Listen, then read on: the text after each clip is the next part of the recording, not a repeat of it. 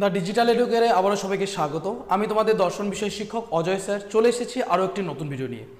আজকে আমি শুরু করতে চলেছি তোমাদের দ্বাদশ শ্রেণীর পঞ্চম অধ্যায় নিরপেক্ষ ন্যায়। আমরা জানবো ন্যায় কি, কিভাবে গঠিত হচ্ছে, সমস্ত একদম চ্যাপ্টারের খুঁটিনাটি সমস্ত কিছু বিষয় আমরা ভালোভাবে আলোচনা করব। আমার ভিডিও দিতে দেরি হওয়ার কারণ আমার যে পিপিটি ছিল এই অধ্যায়ে, সেই পিপিটিটা কোনো একটা টেকনিক্যাল কারণে ডিলিট হয়ে যায়। তো এত বড় একটা চ্যাপ্টারের পিপিটি এত কষ্ট করে রেডি করেছিলাম, সেটা ডিলিট হওয়াতে আমার ভিডিও আসতে খুব দেরি হচ্ছিল। তো আজকে আমি তাও যেমন করে হোক একটু চেষ্টা করে ভিডিও দিচ্ছি। তোমরা অবশ্যই শুরু থেকে শেষ পর্যন্ত দেখো। পিপিটিতে একটু মিস্টেক আছে অনেক, সেগুলো দেখলেই তোমরা বুঝতে পারবে যে পিপিটি অনেক কষ্ট করে আরও রিঅ্যারেঞ্জ করা হয়েছে। তো শুরু করছি আজকের যে অধ্যায়। তোমরা দেখতে পাচ্ছ যে এই অধ্যায়ে যদি আমরা দেখি টোটাল কত মার্ক থাকতে পারে। এই অধ্যায়ে কিন্তু তোমাদের থাকতে চলেছে এমসিকিউ দুটো। এমসিকিউ কয়টা থাকবে? দুটো থাকবে। এসিকিউ এখান থেকে কিন্তু থাকবে না। আর এখান থেকে তোমাদের কি থাকতে চলেছে 8 নম্বরের একটা প্রশ্ন থাকতে চলেছে। তাহলে মোট তোমাদের কিন্তু এই অধ্যায় থেকে থাকবে 10টি নাম্বার। কয়টি নাম্বার থাকবে? 10টি নাম্বার। তো এই অধ্যায় থেকে কিন্তু তোমাদের 10 নম্বরের জন্য ভালো করে পড়তে হবে। এক হচ্ছে এখান থেকে এমসিকিউ দুটো থাকবে, আর এমসিকিউ যেহেতু ছোট প্রশ্ন, তাই ছোট প্রশ্ন ভালোভাবে অ্যাটেন্ড করার জন্য তোমাদের কিন্তু কি করতে হবে? অবশ্যই খুঁটিয়ে খুঁটিয়ে ভালো বিষয়গুলোকে খুব ভালোভাবে জানতে হবে। ঠিক আছে, তাহলে আর দেরি না করে শুরু করছি। দেখতে থাকো এবং সঙ্গে থাকো। চলো। তো প্রথমেই আমি যে কোনো অধ্যায় শুরু করার আগে তোমাদেরকে কিন্তু সেই অধ্যায়টা কোথা থেকে এলো সেই গোড়ায় তোমাদের নিয়ে যাই। তাহলে দেখো, আমরা প্রথমেই করেছিলাম, বছরের শুরুতেই করেছিলাম যুক্তি। এই যুক্তি কত প্রকার ছিল? 2 প্রকার ছিল। এই যুক্তিকেই কিন্তু অনুমান বলা হয়। কেমন করে অনুমান বলা হয়? কারণ ভাষায় প্রকাশিত অনুমানকেই আমরা কি বলি? যুক্তি বলি। যখন যে অনুমানটাকে আমরা ভাষায় প্রকাশ করছি, আর অনুমান হচ্ছে একটা কি প্রক্রিয়া? মানসিক প্রক্রিয়া ছিল, তাই না? ওই মানসিক প্রক্রিয়াটাই যখন আমাদের ভাষায় প্রকাশিত হচ্ছে, সেটাই কিন্তু কিসের আকার নিচ্ছে? যুক্তি। আর যুক্তি কত প্রকার ছিল? 2 প্রকার। এক প্রকার ছিল হচ্ছে অবরোহ, আরেক প্রকার কি ছিল? আরোহ। এই 2 প্রকার যুক্তি কিন্তু আমাদের ছিল, তাই তো? তারপরে দেখো, এই অবরোহ যুক্তিকে আবার কিন্তু কত ভাগে ভাগ করা যায়? 2 ভাগে। কি কি? মাধ্যম ও অমাধ্যম। এই মাধ্যম অমাধ্যম ভাগটা কিসের থেকে এসেছিল সেটাও তোমাদের বলেছিলাম, যে মাধ্যম যে ভাগটা আর অমাধ্যম যে ভাগটা এসেছিল আশ্রয়বাক্যের সংখ্যার উপরে। অমাধ্যম অনুমানে আশ্রয়বাক্যের সংখ্যা কয়টি ছিল? মাত্র 1টি ছিল। কয়টি ছিল? 1টি। এখানে আমরা দেখতে পেয়েছিলাম অমাধ্যম অনুমানের ক্ষেত্রে কি কি পেয়েছিলাম? বিরোধানুমান, আবর্তন, বিবর্তন, এই সমস্ত কিছু কিন্তু এখানে আমরা করে এসেছি। এই অধ্যায়টা পুরোটা অমাধ্যম অনুমান যে অধ্যায়, সেই অধ্যায়টা কিন্তু আমরা করে এসেছি। সেখানে দেখেছি একটি আশ্রয় বাক্য থেকেই কিন্তু আমাদের কি সিদ্ধান্তটা পাওয়া যেত। আর এখানে মাধ্যম অনুমানের ক্ষেত্রে আমরা দেখেছি এখানে কিন্তু অবশ্যই একাধিক আশ্রয় বাক্য সবসময় থাকবে। তো একাধিক আশ্রয় বাক্য মানে কি? একের সবসময় অধিক থাকবে। তো এটাই হচ্ছে তাদের মধ্যে একটা বেসিক পার্থক্য। সেই পার্থক্য থেকে আমরা জানতে পারি মাধ্যম আর অমাধ্যম অনুমান কাকে বলে বা কী। তো এই মাধ্যম অনুমানের ক্ষেত্রেই আমরা কিন্তু আলোচনা করতে গিয়ে পাই, যখন কি হয়, দুটি আশ্রয়বাক্য থেকে যখন সিদ্ধান্ত একটি সিদ্ধান্ত অনিবার্যভাবে নিশ্চিত হয়, সেটাকে কিন্তু আমরা ন্যায় বলি। কি বলি? ন্যায় বলি। সুন্দর করে যদি দেখো, এখানে ন্যায় হলো সর্বাপেক্ষা গুরুত্বপূর্ণ মাধ্যম অনুমান। এই যে ন্যায় একটা কি অনুমান? মাধ্যম অনুমান। এটাও কিন্তু তোমাদের প্রশ্নে আসতে পারে, এমসিকিউ প্রশ্ন। তারপরে ন্যায় অনুমানে পরস্পর সম্পর্কিত দুটি আশ্রয় বাক্য থেকে সিদ্ধান্তটি অনিবার্যভাবে নিশ্চিত হয়। তো মাধ্যম অনুমানে আমরা জেনেছিলাম যে কি হয়, দুটি আশ্রয় বাক্য থেকে আমাদের কিন্তু একটি সিদ্ধান্ত, একটা বাক্যকে আমরা সিদ্ধান্ত হিসেবে কিন্তু নামিয়ে নিই। অর্থাৎ ন্যায়ের ক্ষেত্রে একটি আশ্রয় বাক্য ও সিদ্ধান্তের মধ্যে কি হলো? আরেকটি আশ্রয় বাক্য মাধ্যম হিসাবে কাজ করে। এখানে আমরা দেখতে পাবো যে আশ্রয় বাক্য কয়টি থাকে? একটি থাকে প্রধান আশ্রয় বাক্য, তারপরে থাকে অপ্রধান আশ্রয় বাক্য, তারপরে থাকে সিদ্ধান্ত। এই জায়গাটা যদি আমরা দেখি, দেখা যায় এই যে প্রধান আশ্রয় বাক্য এবং অপ্রধান আশ্রয় বাক্য এবং সিদ্ধান্ত, এই প্রধান আশ্রয় বাক্য আর সিদ্ধান্তের মাঝখানে একটা আশ্রয় বাক্য থাকে, যে আশ্রয় বাক্যটা কী করে, যেটার ওপর নির্ভর করে আমরা কিন্তু সিদ্ধান্তটাকে করি। যদি এই অপ্রধান আশ্রয় বাক্যটা না থাকতো, এই অপ্রধান আশ্রয় বাক্যটা যদি মাধ্যম হিসেবে কাজ না করতো, তাহলে কিন্তু আমরা কি করতে পারতাম না? এই সিদ্ধান্তটাকে পেতাম না। সেই জন্য এখানে কি করে? একটা মাধ্যম হিসেবে কাজ করে। এখানে কিন্তু মধ্যপদ একটা থাকে, যা কি করে মাধ্যম অনুসারে কাজ করে। কাজেই বলা যায় যে মাধ্যম যুক্তির সিদ্ধান্তটি দুটি আশ্রয়বাক্য থেকে যুক্তিসম্মতভাবে নিশ্চিত হয়, তাকে বলা হয় ন্যায়। তাহলে যে মাধ্যম যুক্তির ক্ষেত্রে কী হবে? সিদ্ধান্তটা আশ্রয়বাক্য থেকে একদম তর্কসম্মত আকারে বা যুক্তিসম্মত আকারে নিশ্চিত হবে এবং সুন্দরভাবে প্রতিষ্ঠিত হবে, তাকে বলা হবে কি? ন্যায়। এই ছিল কিন্তু আমাদের ন্যায়, তাই না? কিন্তু আমাদের অধ্যায়ের নাম কি ছিল? নিরপেক্ষ ন্যায়। এবারে দেখো, তোমরা দেখতে পাচ্ছ মাঝে মাঝে পেজ অনেক ব্ল্যাঙ্ক রয়েছে, কারণ এই পিপিটিটাই আমি আমার ভুলবশতই ডিলিট হয়ে যায়, তারপরে এটা অনেক চেষ্টা করে রিঅ্যারেঞ্জ করা হয়েছে। তো দেখো তারপরে কী রয়েছে, তবে যে কোনো দুটি বিচ্ছিন্ন বচন ন্যায়ের আশ্রয়বাক্য হতে পারে না। খুব সুন্দরভাবে এই লাইনটা বলা আছে যে যে কোনো দুটি আলাদা কোনো বচন কিন্তু কখনো কি হতে পারে না, আশ্রয়বাক্য হতে পারে না। যদি দুটো বচনের মধ্যে বিষয়ের কোনো মিল না থাকে তাহলে কিন্তু কখনোই আমরা বলতে পারবো না এই দুটো কি আছে যুক্তিসম্মতভাবে যুক্ত রয়েছে। যেমন করে আমরা দেখেছিলাম বচনের বিরোধিতার ক্ষেত্রে দুটো বচনের মধ্যে তখনই আমরা বিরোধিতা বলতে পারছিলাম যে এই দুটো বচনের মধ্যে বিরোধিতার সম্পর্ক রয়েছে, যখন দেখতে পাচ্ছি যে দুটো বচনের কিন্তু বিষয়টা এক। দুটো বচনের মধ্যে কি ছিল, বিষয়টা যখন এক ছিল। কারণ আমরা যখন কোনো বিষয় নিয়ে বিরোধিতা করি একে অপরের সাথে, তখন কিন্তু আমরা এই জিনিসটা দেখি যে বিরোধিতা কখন হয়, যখন বিষয়টা এক থাকে। ঝগড়া যখনই করি আমরা, বিষয়টা যখন এক থাকে। আমি অন্য কোনো বিষয় নিয়ে ঝগড়া করছি, আমার বন্ধু অন্য কোনো বিষয় নিয়ে ঝগড়া করবে, কখনোই এটা ঝগড়ার বিষয় হতে পারে। তাহলে সেক্ষেত্রে আমরা ন্যায়ের আশ্রয়বাক্য আমরা তখনই বলতে পারবো, দুটো বচনকে আমরা তখনই আশ্রয়বাক্য বলতে পারবো যখন কি হবে, আশ্রয়বাক্য দুটোর বিষয়টা এক হবে। এমন যদি হয় যে সকল মানুষ হয় মরণশীল, এটা একটা বচন, এখানে আমরা কি পাচ্ছি, এখানে আমরা দেখতে পাচ্ছি মানুষ মরণশীল, এটা বিষয়। এবার পরে আরেকটা বচন পাচ্ছি সকল কবি হয় কল্পনাপ্রবণ, এখানে কবি কল্পনাপ্রবণ, কবিগুলো হয় কল্পনাপ্রবণ, সেটা। তাহলে দুটো বচনকে আমরা কি বলতে পারি না, আশ্রয়বাক্য বলতে পারবো না। কারণ কি, দুটো বচনের কিন্তু বিষয় কিন্তু আলাদা। যেমন আমরা বচনের বিরোধিতা করতে পারবো না, তেমনই কিন্তু দুটো বচনের যেহেতু বিষয় আলাদা, সেক্ষেত্রে আমরা কিন্তু কখনোই বলতে পারবো না। এই দুটি বচন থেকে কোনো সিদ্ধান্তই নিশ্চিত হয় না। এই দুটো বচন থেকে কিন্তু কখনো আমি কি করতে পারবো না, যদি এটাকে আশ্রয়বাক্য ধরি, এটাকে আশ্রয়বাক্য ধরি, দুটো আশ্রয়বাক্য, এটা প্রধান আশ্রয়বাক্য, অপ্রধান আশ্রয়বাক্য, কিন্তু এখান থেকে আমি কোনো সিদ্ধান্ত পাবো না। কারণ এখানে এই যে প্রধান আশ্রয়বাক্য আর অপ্রধান আশ্রয়বাক্যের বিষয় কিন্তু একেবারেই আলাদা। কারণ এই দুটি বচনের মধ্যে কোনো সম্পর্ক নেই, এদের মধ্যে কিন্তু কোনো লজিক্যাল সম্পর্ক নেই। সকল মানুষের মননশীল, সকল কবি হয় কল্পনাপ্রবণ ব্যক্তি, কোনো কানেকশন নেই। তাই ন্যায় হলো এমন এক মাধ্যম যুক্তি, ন্যায়টা হচ্ছে এমন এক মাধ্যম যুক্তি যাতে সিদ্ধান্তটা কি হবে, পরস্পর সম্পর্কযুক্ত দুটি বচন থেকে অনিবার্যভাবে নিশ্চিত হয়। তাহলে মাধ্যম যুক্তি, এই যে ন্যায়টা এমন হবে, এমন একটা মাধ্যম যুক্তি হবে যেখানে কি হবে, দুটো আশ্রয়বাক্য পরস্পরের সাথে সম্পর্কযুক্ত থাকবে, দুটো আশ্রয়বাক্য সম্পর্ক থাকবে, তার থেকেই আমরা কি পাবো, একটা তৃতীয় একটা সিদ্ধান্ত বলে একটা আমরা কিন্তু বাক্য পাবো। ঠিক আছে, সেই বচনটা কিন্তু তখনই বের হবে যখন আশ্রয়বাক্য দুটোর মধ্যে কি থাকবে, একটা যৌক্তিক সম্পর্ক থাকবে। আবার ন্যায় যেহেতু একটি অবরোহ যুক্তি, আমরা অবরোহ যুক্তির ভাগ হিসাবেই কিন্তু আমরা এই ন্যায়কে পাই বা এই মাধ্যম অনুমানটাকে পাই। সেক্ষেত্রে কিন্তু কি হবে, এখানে সিদ্ধান্তটি আশ্রয়বাক্যের তুলনায় কি হবে, কম ব্যাপক হতে পারে। ঠিক আছে, অথবা আশ্রয়বাক্যের সমান ব্যাপক হতে পারে, কিন্তু কখনো কি হতে পারবে না, আশ্রয়বাক্যের চেয়ে বেশি ব্যাপক হতে পারবে না। অবরোহ যুক্তির সংজ্ঞা যদি আমরা দেখি, যে যুক্তিতে এক বা একাধিক আশ্রয়বাক্য থেকে সিদ্ধান্তটি অনিবার্যভাবে নিশ্চিত হয় এবং সিদ্ধান্তটি কি হবে না, কখনোই আশ্রয়বাক্য থেকে কি হবে না, বেশি ব্যাপক হবে না, সেই বৈশিষ্ট্যটা কিন্তু এখানেও লাগু হবে। তার কারণ হচ্ছে এই যে ন্যায় বা মাধ্যম যে অনুমান, সেই মাধ্যম অনুমানও কিন্তু একটা কি, অবরোহ অনুমান, তাই না?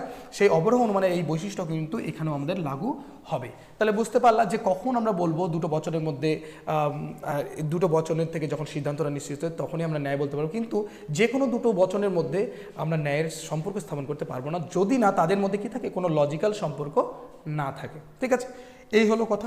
এবার বলছে তাহলে ন্যায়টা কি, তাহলে আমরা ন্যায় কাকে বলবো? এক্ষেত্রে এই প্রশ্নের উত্তরে অ্যারিস্টটলীয় ব্যাখ্যা অনুসারে, যুক্তিবিজ্ঞানী অ্যারিস্টটল ব্যাখ্যা দিয়ে বলেছেন যে ন্যায় হলো তিনটি বচন দ্বারা গঠিত মাধ্যম অনুমান। প্রথমতেই তিনি বলেছেন যে, যুক্তিবিজ্ঞানী অ্যারিস্টটল বলেছেন যে ন্যায় হলো তিনটি বচন দ্বারা গঠিত কি একটা মাধ্যম অনুমান। এই মাধ্যম অনুমানে কয়টি বচন থাকবে? তিনটা বচন থাকবে, তিনটি পদবিশিষ্ট দুটি আশ্রয়বাক্য। এবার সেখানে কয়টি পদ থাকবে? তিনটি পদ থাকবে। আশ্রয়বাক্য কয়টা থাকবে? দুইটা থাকবে।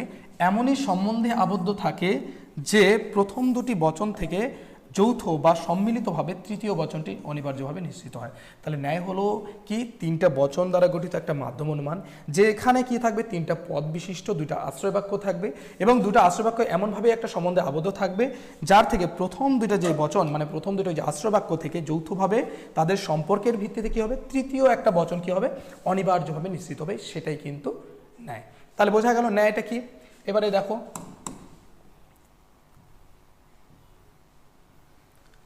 তাহলে ন্যায়ের স্বরূপটা কি, নিরপেক্ষ ন্যায়ের আমরা এবারে যাব। ন্যায় কি জানলাম, এই নিরপেক্ষ ন্যায়ের স্বরূপটা দেখো।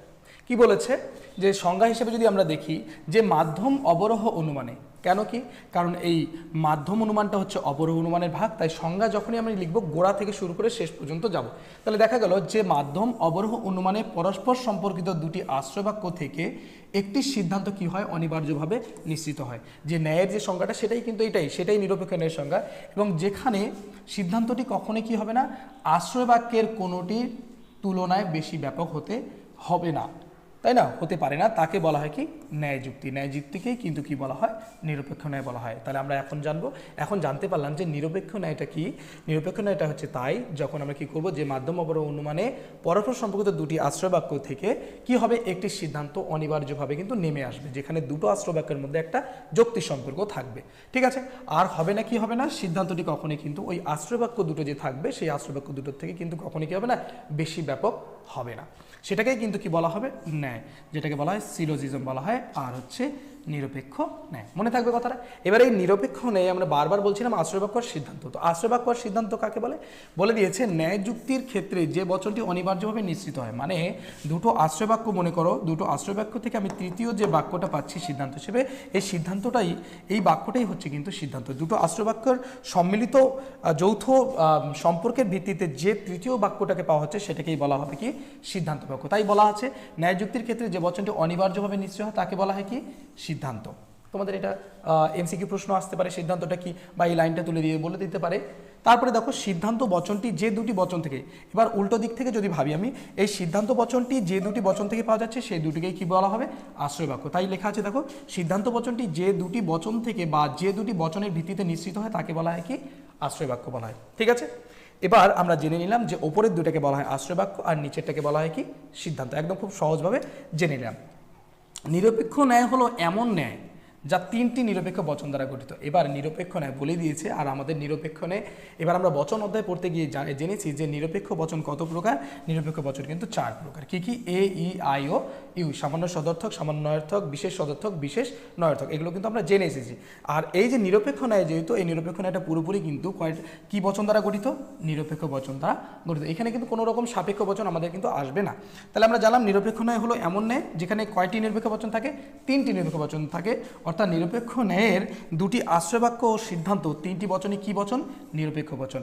তাই সেই বচনগুলো কি কি বচন হতে পারে, এ, ই, আই, ও। একদম বুঝে গেলাম। তার মানে আমার দুটো আশ্রয় বাক্য যে রয়েছে সেই দুটো আশ্রয় বাক্যর মধ্যেও এ, ই, আই, ও, এই যে 4টা যে বচন, এই 4টা বচনের মধ্যে যে কোনো হতে পারে। আবার অপ্রধান আশ্রয় বাক্যটা যে কোনো, এই 4টার মধ্যে যে কোনো একটা হতে পারে। আবার সিদ্ধান্তটাও এই 4টার মধ্যে যে কোনো একটা হতে পারে। ঠিক আছে, এর যে কোনো একটা হতে পারে। ন্যায় বলতে সাধারণত আমরা নিরপেক্ষ ন্যায়কেই বুঝি। নিরপেক্ষ ন্যায়কে ইংরেজিতে বলা হয় ক্যাটাগরিক্যাল সিলোজিজম। বারবার বলছি যে তোমাদেরকে বাংলা পড়ার সাথে সাথে কিন্তু ইংরেজি টার্মগুলো মনে রাখতে হবে। কারণ কি, এই ইংরেজি টার্মগুলোকে মনে রাখলে তোমাদের কলেজে গিয়ে কিন্তু অসুবিধার সম্মুখীন হতে হবে না। মনে থাকবে কথাটা। তাহলে কিন্তু এই ছিল কিন্তু তোমাদের একটা সংক্ষিপ্ত ধারণা, যে ধারণাটা না দিলেই নয়। ঠিক আছে, চ্যাপ্টার শুরুতে কিন্তু মনে রাখা দরকার। আরও একটা দেখো, এবারে আমরা এক্সাম্পল দিয়ে দেওয়া আছে উদাহরণ হিসেবে, যে আমরা লিখেছি একটা যুক্তি, সকল মানুষ হয় মরণশীল। কোন বচন এটা, এ বচন। আমরা জানি সকল হয় হচ্ছে কোন বচনের আকার, এ। তারপরে লিখলাম রাম হয় মানুষ, এ বচন, সুতরাং রাম হয় কি মরণশীল। তোমরা যদি দেখো, খেয়াল করো যে এই দুটো, এটা হচ্ছে প্রধান আশ্রয় বাক্য, এটা হচ্ছে অপ্রধান আশ্রয় বাক্য, এটা হচ্ছে কি সিদ্ধান্ত। আমরা জানলাম। এবারে এই দুটো আশ্রয় বাক্য থেকে এই যে আমাদের সিদ্ধান্তটা, এটা কিন্তু অনিবার্যভাবে নিশ্চিত হচ্ছে। কেমন করে, সকল মানুষ হয় মরণশীল। এই বিশ্বব্রহ্মাণ্ডে যত মানুষ আছে সেগুলো সবাই মরণশীল, এটা আমি জানি। এটা যখন জানি, আর রাম নামক ব্যক্তিটা যদি একজন মানুষ হয়ে থাকে, রাম যদি একজন মানুষ হয়ে থাকে, তাহলে রাম কি হবে, অনিবার্যভাবে রাম কিন্তু হয়ে যাবে কি মরণশীল। এখানে আমরা কিন্তু 3টা পদ পাবো। তোমরা যদি দেখো এখানে 3টি পদ রয়েছে। কি কি দেখো, রাম, রাম, মরণশীল, মরণশীল, মানুষ, মানুষ, তাই না? আমরা কিছুক্ষণ এই অ্যারিস্টটলীয় ব্যাখ্যা আমরা কিন্তু দেখতে পেলাম যে 3টা পদ বিশিষ্ট হবে। আর বচন কয়টা থাকবে, 3টা বচন থাকবে। এটাই কিন্তু আমাদের কিন্তু নিরপেক্ষ ন্যায়। এখানে দুটো আশ্রয় বাক্য থেকে অনিবার্যভাবে কিন্তু এই সিদ্ধান্তটা নিশ্চিত হলো। এবারে যদি এই দুটো আশ্রয় বাক্যের মধ্যে যদি কোনো রকম সম্বন্ধ, যুক্তি সম্পর্ক যদি না থাকতো, তাহলে কিন্তু এই সিদ্ধান্তটা আমরা কখনোই পেতাম না। এটা কিন্তু তোমাদের মাথায় রাখতে হবে। ঠিক আছে, কি লেখা আছে দেখো, উপরোক্ত যুক্তিটিতে একটি নিরপেক্ষ ন্যায়ের উদাহরণ। এই যে যুক্তিটা, এটা একটা কিন্তু নিরপেক্ষ ন্যায়ের উদাহরণ। কারণ এখানে দুটি আশ্রয় বাক্য ও সিদ্ধান্ত 3টি বচন। 3টি বচনই কি বচন, নিরপেক্ষ বচন। এখানে 3টা বচনই কিন্তু কোন কি বচন, নিরপেক্ষ। কারণ 3টা বচনই এ। আর আমরা জানি নিরপেক্ষ বচন কয় প্রকার, 4 প্রকার, এ, ই, আই আর ও, মনে থাকবে কথাটা। এবার এখানে পরস্পর সম্পর্কিত দুটি আশ্রয় বাক্য থেকে, এই দুটো আশ্রয় বাক্য কিন্তু পরস্পরের সাথে কি সম্পর্কিত, পরস্পরের সাথে তাদের সম্পর্ক রয়েছে, থেকে সিদ্ধান্তটি অনিবার্যভাবে নিশ্চিত হয়েছে। একদম এই দুটো আশ্রয় বাক্য থেকে কিন্তু সুন্দরভাবে সিদ্ধান্তটা বেরিয়ে এসেছে। তারপরে এবং যুক্তিটির সিদ্ধান্ত আশ্রয়বাক্য দুটির তুলনায় বেশি ব্যাপক হয়নি।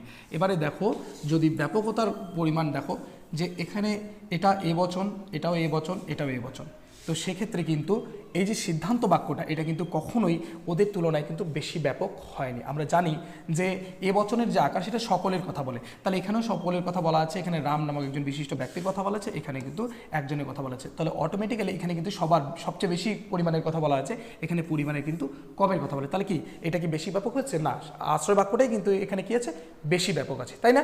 তাহলে এখানে ব্যাপকতার কোনো সমস্যা হয়নি, কারণ এটা একটা অবরোহ অনুমান, আর অবরোহ অনুমানে কখনোই কি হতে পারে না, সিদ্ধান্ত কখনোই আশ্রয় বাক্যের তুলনায় বেশি ব্যাপক হওয়া যাবে না। যদি ব্যাপক হয় তাহলে কিন্তু সেটা ভুল। তারপরে কি বলেছে দেখো, উক্ত যুক্তিটির 3টি বচনই নিরপেক্ষ বচন হয়েছে, তাই এটি একটি কি যুক্তি? এটি একটি নিরপেক্ষ ন্যায় যুক্তি। যুক্তিটির প্রথম দুটি বচন হলো আশ্রয় বাক্য, এই দুটো বচন হচ্ছে আশ্রয় বাক্য, লেখাই আছে। তারপরে দেখো, এবং তৃতীয় বচনটি হলো কি? সিদ্ধান্ত। এই 3 নম্বর বচনটি হচ্ছে কি? সিদ্ধান্ত। যুক্তিটিকে বিশ্লেষণ করলে দেখা যায় এখানে 3টি পদ আছে। আমি কিছুক্ষণ আগে বললাম এখানে কয়টি পদ রয়েছে? 3টি। একটা পদ হচ্ছে মানুষ, এই যে মানুষ পদটা দেখো। তারপরে হচ্ছে এখানে ভুল রয়েছে, এখানে হবে রাম, দ্বিতীয় পদটি হচ্ছে রাম, এবং তৃতীয় পদটি কি? মরণশীল। ঠিক আছে, এবং প্রতিটি পদ কতবার করে ব্যবহার করা হয়েছে? 2বার করে ব্যবহার হয়েছে। এই ছিল কিন্তু তোমাদের কি নিরপেক্ষ ন্যায়ের প্রকৃতি। 3টা করে পদ রয়েছে এবং 3টা করে পদ কতবার করে ব্যবহার হয়েছে? 2বার করে ব্যবহার হয়েছে। তাহলে আজকের ভিডিও আমি এ পর্যন্তই রাখছি। আজকে আমরা জানলাম ন্যায় কি, নিরপেক্ষ ন্যায় কি, নিরপেক্ষ ন্যায়ের প্রকৃতি কীরকম, আমরা সেগুলো কিন্তু জানলাম। এর পরের দিন আমরা পরের টপিক আলোচনা করব। ঠিক আছে, তো দেখা হচ্ছে পরবর্তী ভিডিওয়ে। যারা দূর দূরান্ত থেকে দেখছো, আমি জানি তোমরা আমার ক্লাসের জন্য অপেক্ষা করছো, কিন্তু এক্সট্রিমলি সরি, আমি তোমাদের রেগুলারলি ক্লাস প্রোভাইড করতে পারছি না, কিন্তু এটুকু বিশ্বাস রাখো যে আমি তোমাদের রেগুলারলি ভিডিও আপলোড করে তোমাদের কিন্তু সিলেবাস টেস্ট পরীক্ষার আগে কমপ্লিট করাবো। তারপরে আমরা টেস্ট পেপার সলভ, বিভিন্ন অ্যাক্টিভিটি অবশ্যই তুলে নিয়ে আসবো, যাতে তোমাদের কিন্তু খুব ভালো নাম্বার নিয়ে আসতে পারো। ঠিক আছে, আবার একাদশ শ্রেণীর যে ভাই বোনেরা কমেন্ট করছো যে আমি প্রথম অধ্যায়ে ভিডিও দিয়েছি তারপরে দিতে পারছি না, তো বিশেষ কিছু কারণের জন্য আমি দিতে পারছি না। তো আমি তোমাদের এখন এই 1 মাসের মধ্যে একাদশ শ্রেণীর কিন্তু পুরো সিলেবাস কমপ্লিট করা সম্ভব নয়, তাই মোস্ট ইম্পর্টেন্ট এমসিকিউ নিয়ে আসতে চলেছি। সেই ভিডিওগুলো তোমরা দেখো, অবশ্যই তোমরা উপকৃত হবে। সেগুলো কিন্তু পড়ার মতো করেই হবে, চ্যাপ্টার ধরে ধরে আলোচনা করব। অবশ্যই লাইক, কমেন্ট, সাবস্ক্রাইব করতে ভুলবে না, আর বন্ধু বান্ধবদের শেয়ার করতে একদমই ভুলবে না, কারণ আমি তোমাদের খুব ভালো পারফরমেন্স করাতে চলেছি, আর খুব ভালো পারফরমেন্স করার জন্য তোমাদের সাথে রয়েছে অজয় স্যার। তাই থ্যাংক ইউ সো মাচ, ভালো থাকো। নেক্সট ভিডিও খুব তাড়াতাড়ি আসছে।